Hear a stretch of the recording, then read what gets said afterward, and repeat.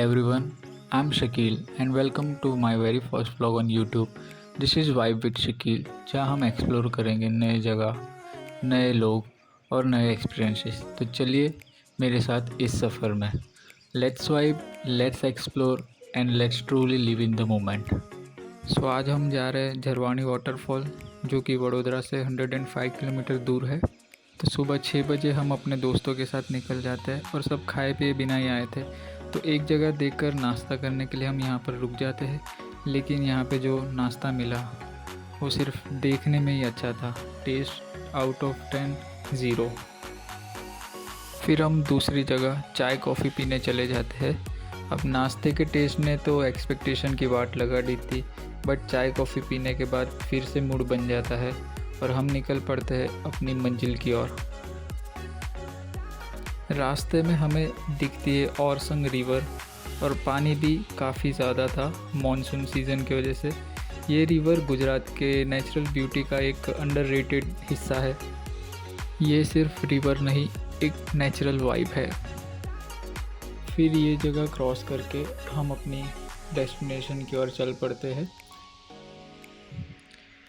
आज वेदर भी काफ़ी अच्छा था, सन थोड़ा ब्राइट हो चुका था, बट क्लाउड की वजह से धूप और गर्मी ना के बराबर थी।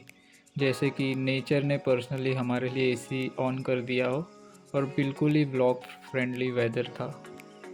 सुबह का नाश्ता ऐसा मिला था कि कोई खा ही नहीं पाया था। फिर 60 किलोमीटर ड्राइव करने के बाद एक जगह मिलती है जहाँ पे अच्छा नाश्ता मिल रहा था, तो वहाँ हम जाते हैं और खमन खाते हैं।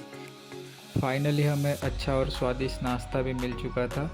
ज़िंदगी ने फिर से मौका दिया और इस बार पेट और मन दोनों फुल हो गया। अभी भी यहाँ से 40 किलोमीटर डिस्टेंस बाकी था हमारी डेस्टिनेशन के लिए, और हम फिर नाश्ता करके निकल जाते हैं आगे की ओर।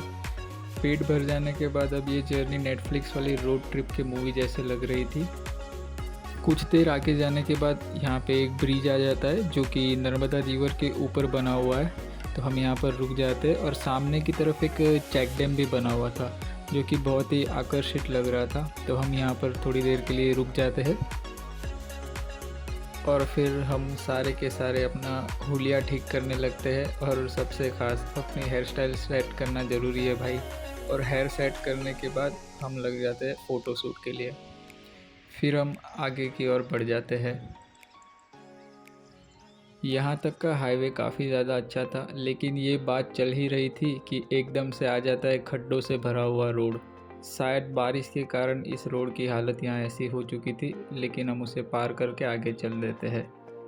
फिर हमें गूगल मैप एक गांव में से शॉर्टकट दिखा देता है, तो हम उस शॉर्टकट को लेके चल पड़ते हैं। यहाँ गांव का रोड और उसके आसपास के खेत काफ़ी अच्छी वाइब दे रहे थे। बिल्कुल ही पोस्ट कार्ड सीन जैसे फील हो रहा था।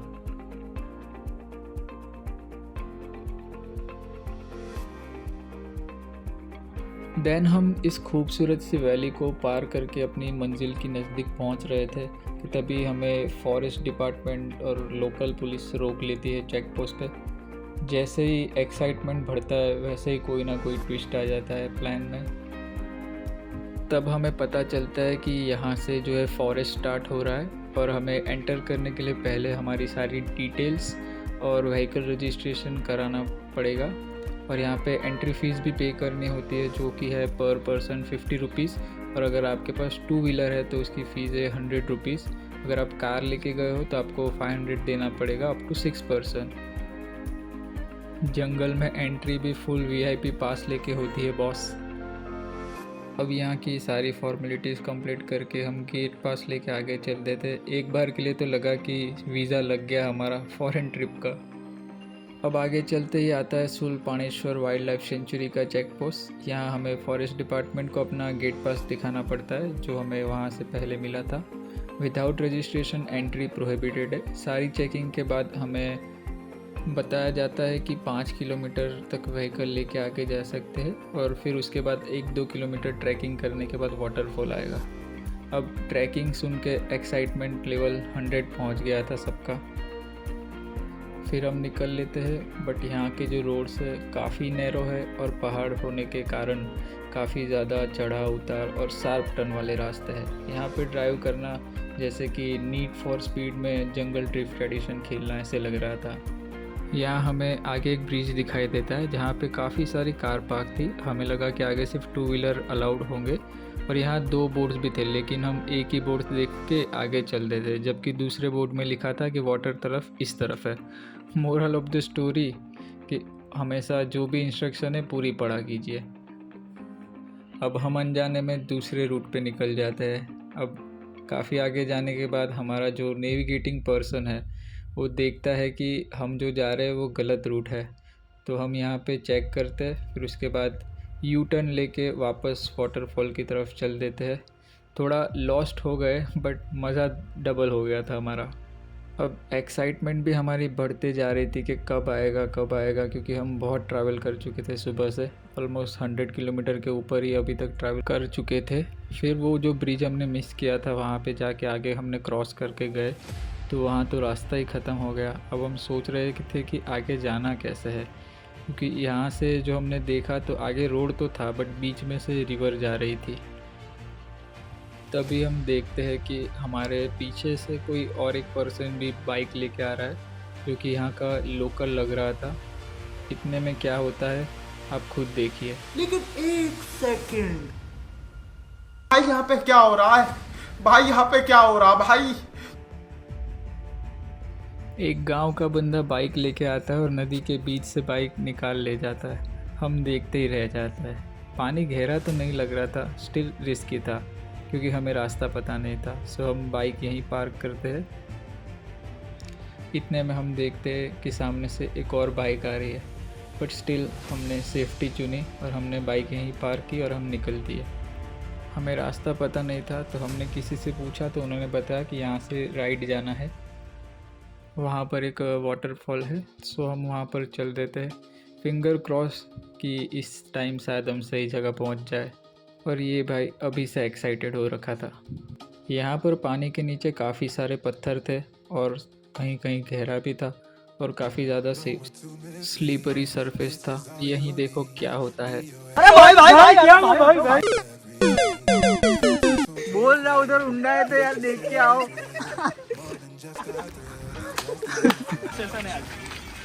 जी हाँ, हमारा एक बंदा पानी में स्लिप हो जाता है। Adventure trip without slip not possible. यहाँ से आगे जाने के लिए 2 रास्ते थे, एक पानी के अंदर से और एक ऊपर से, बट फोर्स ज़्यादा होने के कारण हमने ऊपर का रास्ता चुना। ऊपर हो जाए ले ना ऊपर क्या इधर से नीचे उतरना है यार, उधर भी पानी पानी में से आते तो कोई नहीं, जाते टाइम पानी में चलेंगे।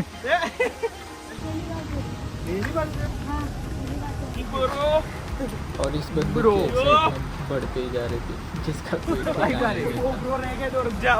ब्रो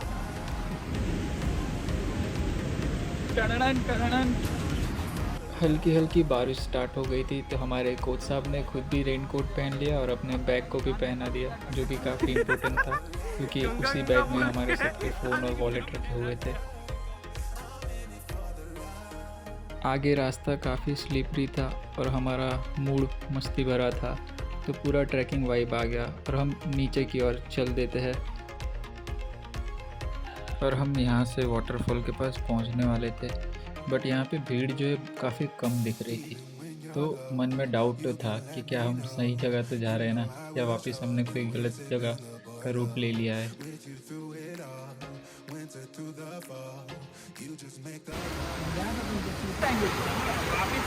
इधर से उधर किधर करने आया। अब यहाँ आगे आने के बाद वाटरफॉल तो दिखाई देता है, बट ये काफ़ी छोटा दिखाई दे रहा था। ये वाटरफॉल वो नहीं था जो हमने पिक्चर्स में देखा था और यहाँ आए थे, बट फिर भी नज़ारा काफ़ी अच्छा था और पानी का फ्लो भी काफ़ी तेज़ था। एक्सपेक्टेशन अलग थी पर रियलिटी भी प्यारी थी। हमें बाद में पता चलता है कि जिसने हमें डायरेक्शन दिखाई थी उसने हमें गलत बताया था, पर चलो इस बार गलत लोकेशन पे आकर भी बोनस लोकेशन मिलती एक्सप्लोर करने की।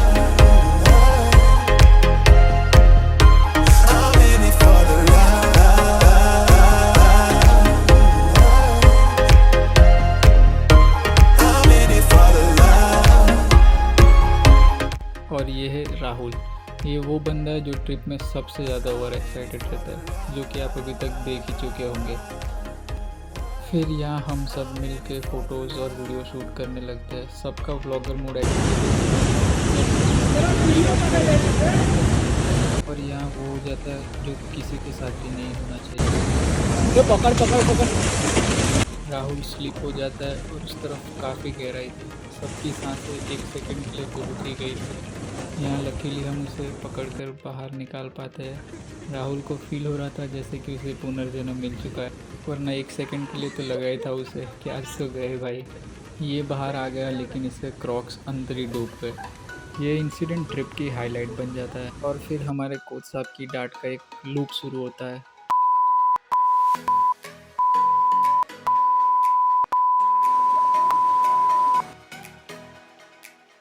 राहुल पैर रखना देख क्या।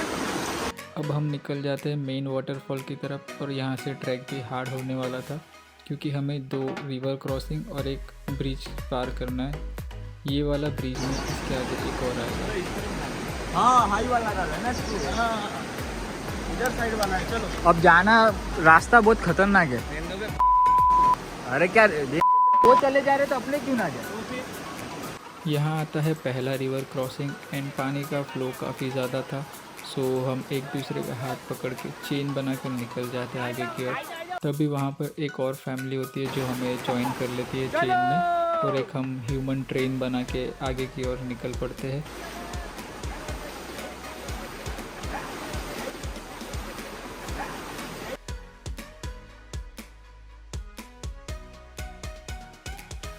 वो देख उधर देख, वो देख।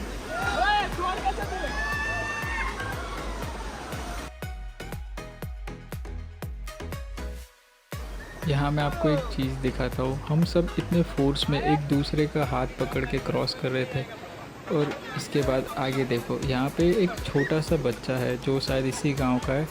मुश्किल से 6-7 साल का होगा वो, बट वो इतने आराम से रिवर क्रॉस कर रहा है कि उस बच्चे ने हमें गिल्ट फील करवा दिया कि हम स्ट्रगल कर रहे हैं और वो चिल कर रहा है। फिर हम उसी बच्चे को अपना गाइड बना लेते और उसे सैलरी में कैडबरी का ऑफर दे देते। चलने पहलू आवे हमारे जोड़, आई हमारे जोड़े मजा आई। चल चल चल। હું નામ છે તારું? યસ। સ્કૂલ જાય છે? કઈ જાય છે? કેટલામાં ભણે? કેટલામાં ભણે છે? બીજામાં ભણે? ઓહો, કરતા આવડે ને આપે? અહીંયા જ રહે છે? અહીંયા જ રહે છે? ऊपर घर से दारू। अबे तू है कौन? तू खेलेगा फ्री फायर। हट बे। कौन है बे तू? बैगन। भाई यहाँ पे क्या हो रहा भाई? आज यहाँ सब इसी के साथ होना है। कभी पत्थर से गिर रहा है, कभी पेड़ों पे टकरा रहा है। ये जो बंदा है वो स्लिप खा के गिर गया और उसके सर में पत्थर लग गया था। यहाँ से जाएंगे ना, वो घूमते सेफली जाना है इस पर से। चलो चलो, क्या हुआ? फिर यहाँ आता है ये ब्रिज जो हमें क्रॉस करना है, बट ना इस पे कोई रेलिंग है, ना कोई सपोर्ट है, ना कोई रैंप है, बिल्कुल भी कोई सेफ्टी नहीं। इसे देख के ऐसे लग रहा था कि हम द केसेस ऑफ कासल खेलने आए हुए हैं। अब हम एक एक करके इसके ऊपर से क्रॉस करने लगते हैं। इसके नीचे से है जो नदी जा रही है, उसका फ्लो भी काफ़ी तेज़ था और नीचे कितना गहरा है, कहाँ पत्थर है, जिसका कोई पता नहीं था और ये बहुत ही ज़्यादा रिस्की था। तो अगर आप भी जा रहे हो तो काफ़ी संभल कर आना। एक ये फ्लो देखिए कितना तेज़ है, एक छोटी सी गलती और काफ़ी ज़्यादा नुकसान हो सकता है हमारा। फिर केयरफुली हम ये ब्रिज क्रॉस करते हैं। फिर हमने ये ब्रिज क्रॉस कर लिया और फिर हमें ये फील हो रहा था कि ये सिर्फ ब्रिज नहीं है, ये कोई निंजा वॉरियर्स का ऑब्स्टिकल लग रहा था जो हार्डली हमने पार किया है। यहाँ से आगे चल के इस स्टेयर से उतर के हमें सामने की ओर जाना था और फिर एक रिवर क्रॉसिंग करना था। हमने फिर चेन बनाया और आगे की ओर चल पड़े। अब हमें वो वाटरफॉल भी दिखने लग गया था जो हम देखने आए थे। सबका एक्साइटमेंट लेवल एकदम हाई हो चुका था। इतने ट्रैक के बाद थोड़ी भूख लग गई थी तो हम फिर से करते पेट पूजा और निकल पड़ते वाटरफॉल की ओर। यहाँ पानी का फ्लो बहुत ही ज़्यादा था, सो हार्डली हम आगे जा पा रहे थे। और ये देखिए, ये रहा धरवानी वाटरफॉल। यहाँ का नज़ारा बहुत ही खूबसूरत है। ऐसे लग रहा था कि हम किसी लैंडस्केप में आ चुके हैं। आप खुद ही देखिए वीडियो में, यहाँ की वाइब भी कुछ और है। Float away in the scenery. Take a backpack of what you need. Let's explore the world we see. All the dangers have been made up. You believe what they say. Through the heartache, I would stargaze. No invasion today. We've come this far. Through wind and rain alone. So take your chances to embrace the waterfall.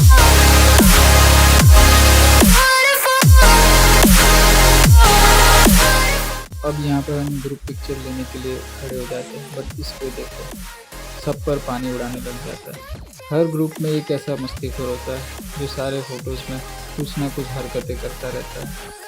यहाँ का water flow इतना heavy था कि अगर आप अपना body छोड़ दोगे तो अपने आप ही फ्लोट करते हुए आगे चले जाओगे। ये देखिए, और फिर यहाँ हमारी शुरू होती है ढेर सारी मस्ती।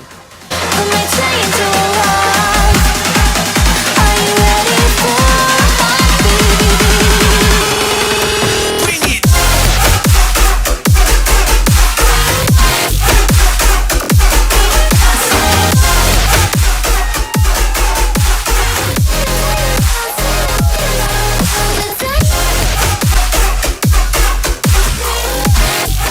और ये देखिए, हर ट्रिप में ना दो तरह के लोग होते हैं। एक होते हैं ये, और एक होते हैं हमारे जैसे, जिनकी मस्ती ख़त्म ही नहीं होती।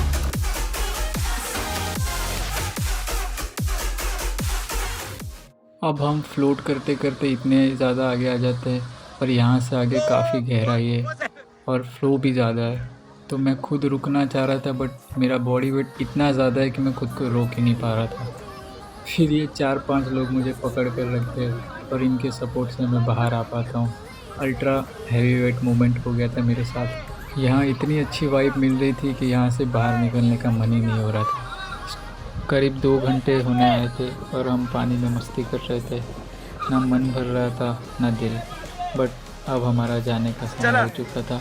सो हम निकल लेते हैं बाहर और थोड़े बहुत रेडी होके निकल जाते हैं अपने व्हीकल की ओर।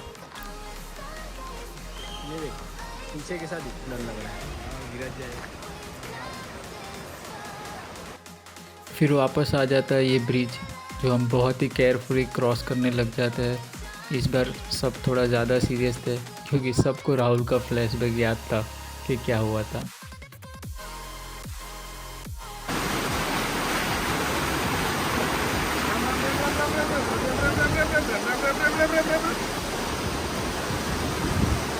अभी और 2 पहाड़ पार करने हैं।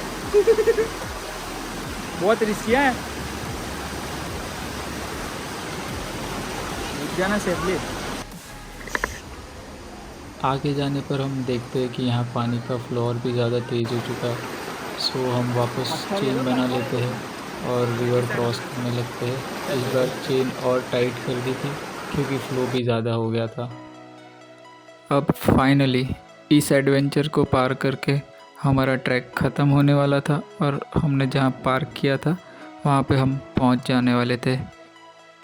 अब आगे जाने के बाद हम यहाँ नदी किनारे बैठ के हमारे शूज़ साफ़ करने लगे थे, क्योंकि एडवेंचर के पैकेज में हमें काफ़ी ज़्यादा पत्थर बोनस में मिले थे जो हमारे शूज़ में जा चुके थे। जैसे हम पार्किंग के पास पहुँचते हमारी इस बाइक को स्टंट करना था, वो गांव वाले की तरह बाइक क्रॉस करनी थी पानी में से। इसकी बाइक जो है फंस जाती है और फिर हमें 5-6 लोगों को मिल के उठा के निकालनी पड़ती है।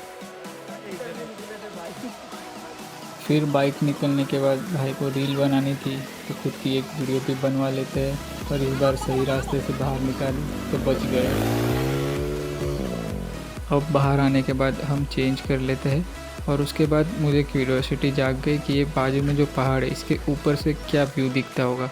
तो मैं चढ़ जाता हूँ इसके ऊपर। ये पहाड़ थोड़ा ऊंचा था और इसकी चढ़ाई काफ़ी ज़्यादा शार्प थी, तो इस पे चढ़ने में काफ़ी मुश्किल हुई, बट बाय चांस मैं चढ़ ही गया। बट यहाँ से जो जंगल का और रिवर का व्यू दिख रहा था वो काफ़ी शानदार था। हर डायरेक्शन में सिर्फ वाव मोमेंट ही दिखाई दे रहा था।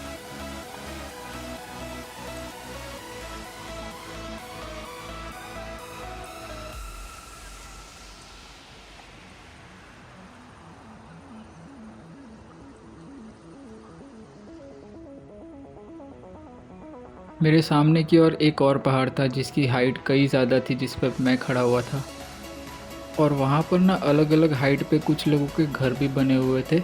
लग ही नहीं रहा था कि ये रियल व्यू है।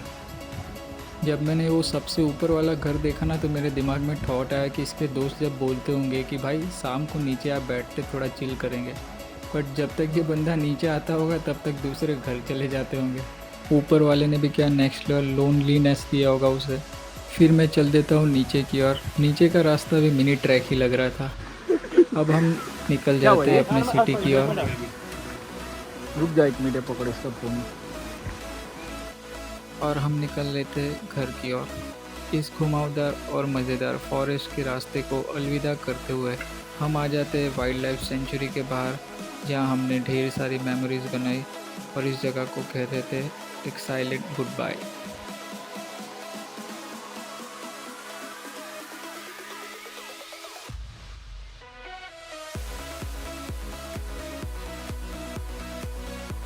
रिटर्न जाते वक्त हम दूसरे रूट से निकलते और हम पहुंच जाते स्टैच्यू ऑफ यूनिटी के पीछे की तरफ। यहाँ का एटमॉस्फेयर और व्यू जो है काफ़ी मेस्मराइजिंग था।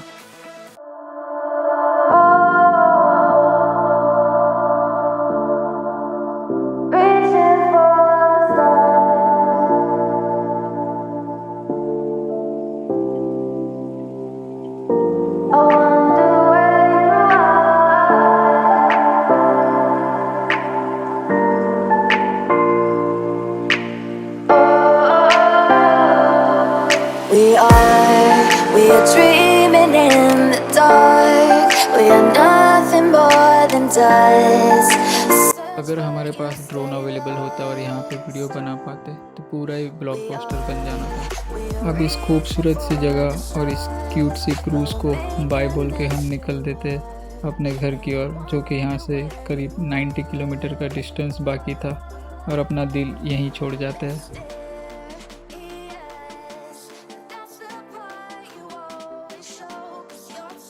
हम निकलते एकता नगर होके। यहाँ के हर कोने में क्रिएटिविटी और प्लानिंग दिखाई देती है। यहाँ के स्कल्पचर्स, बिल्डिंग, स्ट्रक्चर काफ़ी ज़्यादा अच्छे थे और रोड्स तो काफ़ी नीट एंड क्लीन थे। एकदम ग्रीन सिटी जैसी वाइब आ रही थी। अगर आप भी ऐसी कोई टूरिस्ट प्लेस विज़िट करते हैं तो प्लीज़ उसे क्लियर बनाए रखने में हेल्प कीजिए। यहाँ वहाँ कचरा ना फैलाए और ना किसी और को फैलाने दे। अगर आपने यहाँ तक व्लॉग देख ही लिया है तो kindly subscribe my channel for more amazing videos and do like and share, and most valuable please drop your feedback in comment section about my first vlog video so I can come back with more improved content. Wait guys, video is not over yet.